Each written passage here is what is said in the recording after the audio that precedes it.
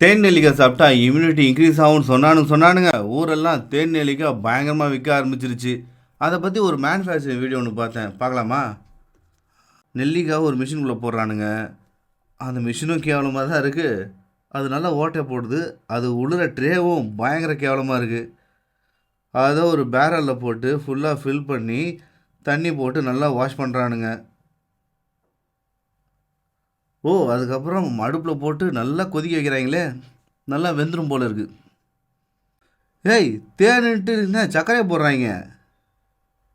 அப்போ தேனு? ஆஹா, சர்க்கரை தானா? அதை எடுத்து நல்லா ஆற விட்டு எப்பா பிரித்து நல்லா பேக் பண்ணுறானுங்க. ஹோல்சேலில் விற்பாங்க போல், அதனால் பேக் பண்ணிவிட்டு அதுலேயும் ஜீரா தான் ஊற்றுறானுங்க.